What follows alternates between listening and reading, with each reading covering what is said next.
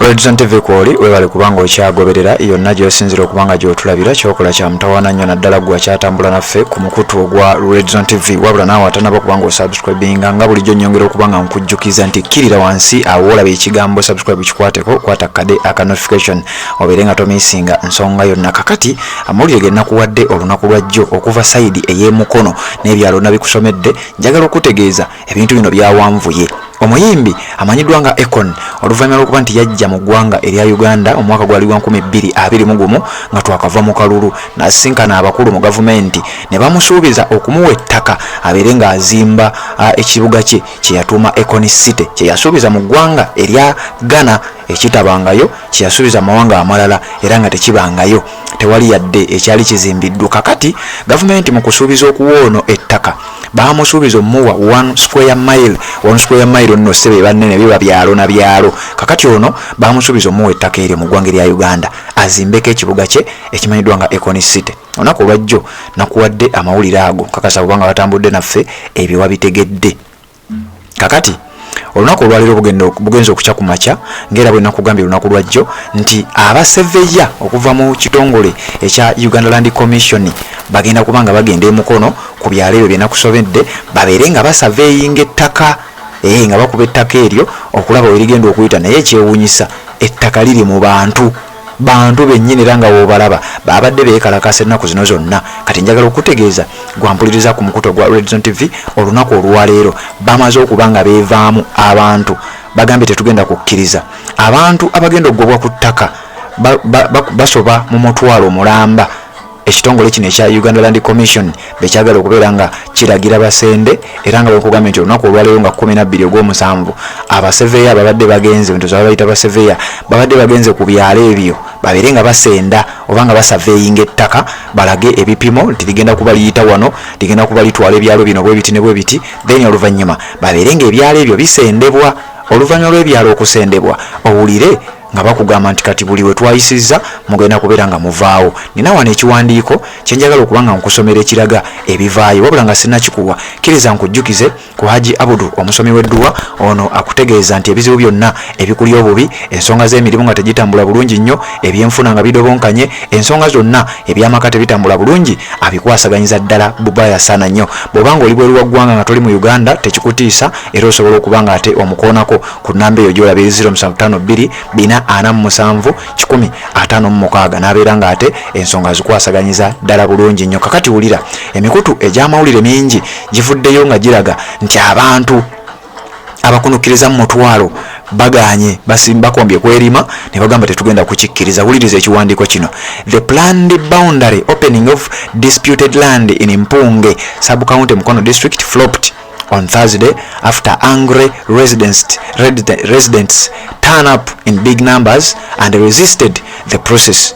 Nti oluvannyuma lw'okubeera nti abasajja okuva mu kitongole kya Uganda Land Commission kyabadde kipulaaniza olunaku olwaleero okusindikayo bano abaseveya babeere nga basaveeyinga ettaka balipime n'ebipimo babeere nga babimanyi wabula basanze wakazito okuva eri abantu ba bulijjo okuva mu kitundu ekyo ekimanyiddwa nga Mpunge sub-county mu district y'e Mukono bano bakalambidde bagambye tugenda kufa nammwe tetugenda kubeera nga tubakkiriza okubeera nga mutwala ettaka lyaffe.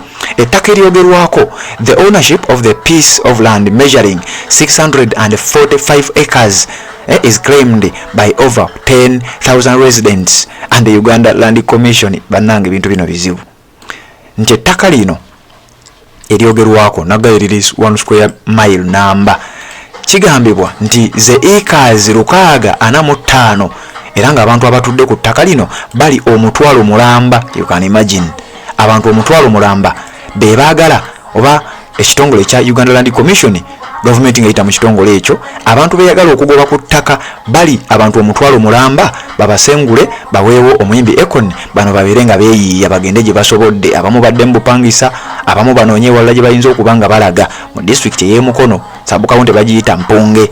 Oli ku Red Zone TV njagala okuba nga nkutwala mpola mpola wano nga bagamba last month the government issued a boundary opening notification to the residents indicating the boundary opening date for July 11th. Temabigakaawo omwezi oguwedde omwezi ogw'omukaaga 2024 gavumenti yaweereza bano ekipapula ne bategeeza nti bannange tugenda kujja tupime era ennaku z'omwezi nga 11 omwezi guno gwennyini ogw'omusanvu tugenda kujja tubeere nga tupima ettaka eryo mwe mujja kweyiiya mulabe gye mulaga buli anaagendera mu bipimo ebyo oba togenda kubeera ng'osigala yadde eddakiika n'emu nkugambye abatuuze basoba mu mutwalo ogw'abantu. However, the exercise did not take place following resistance from the aggravated residents who blocked them. Wano nga bagamba nti ennaku z'omwezi nga 11 olunaku lwajjo okusavinga kwadegenda okubanga kutandikira gwe munanga awuliriza omukuto gwa Red Zone TV tekwagenze bulungi oluvannyuma lw'okuba nti abantu balemeddeko era nga n'olunaku olwaleero bano basigadde bakalambidde nga bagamba tetugenda kukkiriza era muddeeyo n'ebyuma byammwe mubizzeeyo. The residents vowed not to allow any exercise to go on until the Minister of Lands intervenes to resolve the matter rather than being treated like non-Ugandans. Abantu bagamba nti tewali kintu kyonna kye tugenda kukkiriza oba mututte tetugenda kukkiriza nsonga yonna kugenda mu maaso. Twagala wano minisita w'ensonga z'ettaka ajje wano, twagala abavunaanyizibwa ku nsonga z'ettaka bajje wano batunnyonnyole mukwata mutya ettaka ly'abannansi n'abantu omutwalo mulamba ne mulikwata ne muligabira omuyimbi mbu Ekoni azimbeko ekibuga Ekoni City nga tekirina nansi yonna gy'azza bisuubiza gye kyali kirabikidde nti kino yakizimba. Abantu bakalambidde bagamba tetugenda kukkiriza era bwe muba nga muzze kupima wano mmwe abapunta nga bwe nkugambye nti abapunta bagobeddwa n'ebyuma byabwe tetugenda kukkiriza muntu n'omu kuzannyira ku ttaka lino. Yazid Senkali, a resident of Sanga, said it was unfair for the exercise to take place without consulting them. Ono mutuuze omunga agamba nti n'ekisinga okubanga kinyiiza era ekyewuunyisa ne batatwebuuza nako sebo bo ne bajja buzzi ne bagaba bugaba ettaka lino baategedde batya nti ettaka teririiko oba ettaka ffe abaliriko tetulina mugaso gwaliyo bo baliwe omuyimbi atalina Munnayuganda tetugenda kubeera nga tukikkiriza. Kakati njagala okutegeeza nti abasaveya nga olaba ebifaananyi byenkulaze mu kifaananyi kino bano basaveya oba babayita basaveya babayita bapunta kyoyinza okubayita kyonna mu lulimi olwangungu. Njagala okutegeeza kyabo babadde bazze kubeera nga bapima ettaka balabe omugwagga Ekoni ekibuga ky'engeri gye kigenda okulabikamu ku 1 square mile eyattaka abantu omutwalo mulamba nebanaye abantu omutwalo mulamba babadde bagenda gobwa oba bagenda gobwa abantu omutwalo mulamba okusinzira ku biwandiiko nga biraga nti bebabeera mu kitundu ekyo gavumenti kyeyagala okukwata ekiwe omuyimbi omugagga amanyiddwa nga Ekoni si Munnayuganda musajja mu America n'omusaayi omuddugavu gwayina si gwa Uganda wabula gwa ggwanga erya Senegal. Kati no mu ggwanga erya Uganda bapulaninga okusenda okugoba ku ttaka okusengula abantu omutwalo mulamba n'okweyongerayo babeere nga bavaawo omugagga ono ajje akole ebintu bye nga waabyagala. Kati no olwaleero bintu birabika bigudde butaka kubanga feezi esoose abantu bagiganye babafubutudde bagaye tetugenda kubakkiriza muddeeyo n'ebyuma byammwe ffe twagala ttaka lyaffe. Red Zone TV kwoli bali kubanga okyatugoberera tuliziganye mu updates eziddako tukyaliwo tuyagenda mu maaso n'okubanga tukutuusaako byonna ebigenda okubanga bijja.